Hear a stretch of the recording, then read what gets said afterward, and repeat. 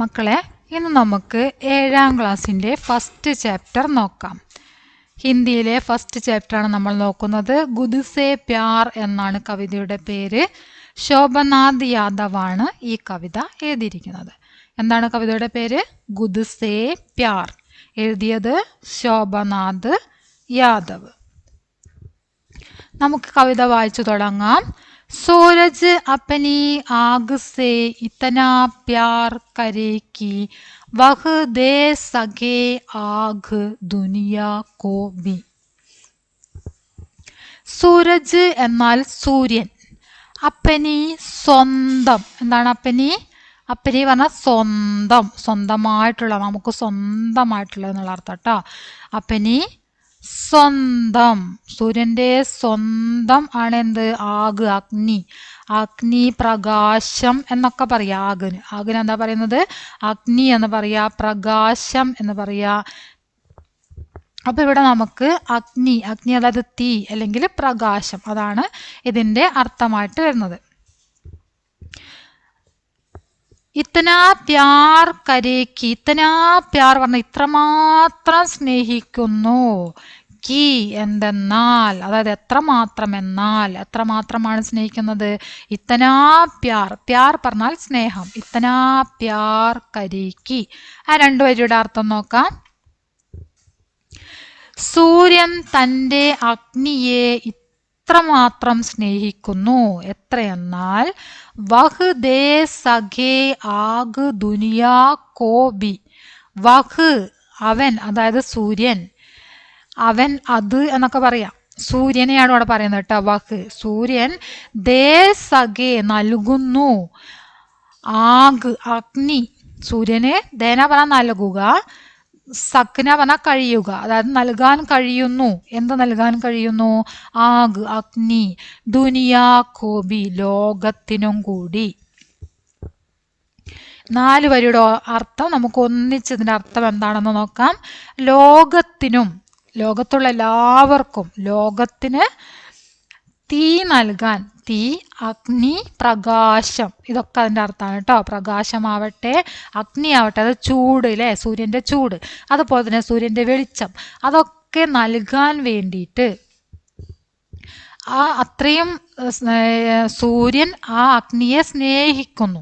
മറ്റുള്ളവർക്ക്, ലോകത്തിന് അഗ്നി നൽകാൻ കഴിയുന്ന വിധം സൂര്യൻ അതിൻ്റെ അഗ്നിയെ സ്നേഹിക്കുന്നു എന്നാണ് പറഞ്ഞത്. दरख्त अपने फूलों से इतना प्यार करे कि वह दे सके फूल दुनिया को भी. അതുപോലെ തന്നെ ദരക്ത്, ദരക്ത് പറഞ്ഞാൽ മരം. ദരക്ത് എന്താണ്? മരം. പേടാണ് ഇവിടെ ദരക്ത് കേട്ടോ. പേട് പറഞ്ഞാൽ എന്താന്ന് നിങ്ങൾക്ക് അറിയാലോ? പേട് പറഞ്ഞാൽ മരം. പേട് പറഞ്ഞാൽ എന്താണ്? മരം. അപ്പൊ ദരക്തിന്റെ അർത്ഥം എന്താണ്? മരം. മരം അപ്പനെ ഫൂലോംസെ, അപ്പനെ പറഞ്ഞാൽ സ്വന്തം, സ്വന്തം. ഫൂൽ, ഫൂൽ പറഞ്ഞാൽ പൂക്കൾ. ഫൂലോംസെ പൂക്കളെ, ഇത്തനാ പ്യാർ കരേക്ക് ഇത്രമാത്രം സ്നേഹിക്കുന്നു.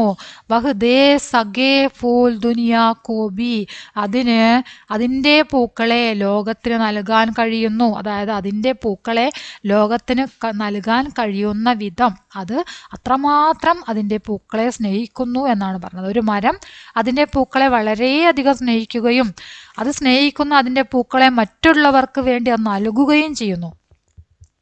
അതുപോലെ തന്നെ സൂര്യനും, സൂര്യൻ അതിൻ്റെ അഗ്നിയെ വളരെയധികം സ്നേഹിക്കുന്നു.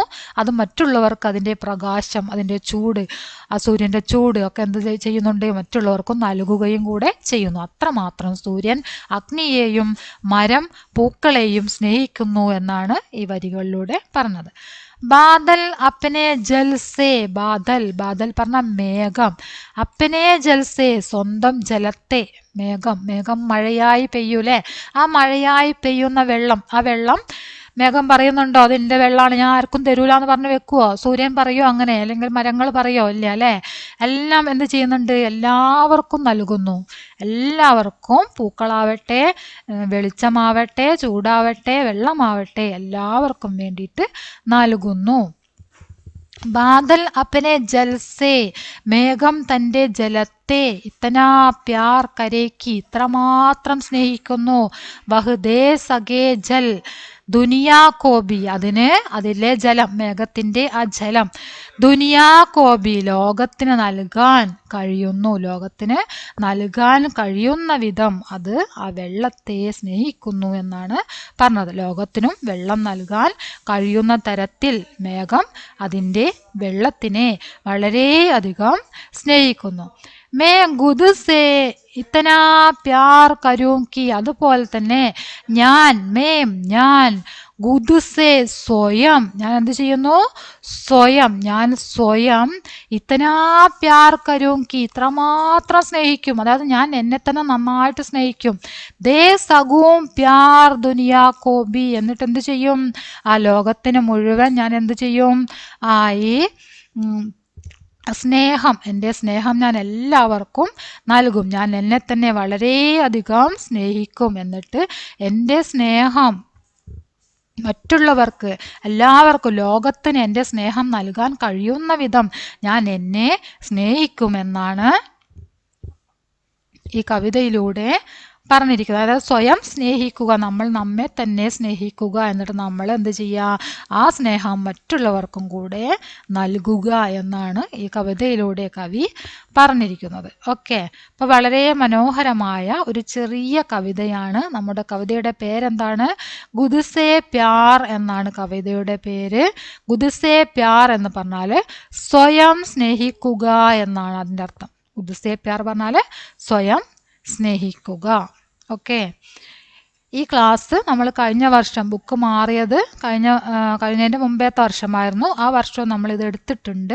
ഹിന്ദി വിന്നറിൽ എല്ലാ ക്ലാസ്സുകളും നിങ്ങൾക്ക് അതിൽ നിന്ന് ലഭിക്കും. പ്ലേലിസ്റ്റിൽ പോയാൽ 7ാം ക്ലാസ്സിൻ്റെ എല്ലാ ക്ലാസ്സുകളും ഉണ്ടായിരിക്കും.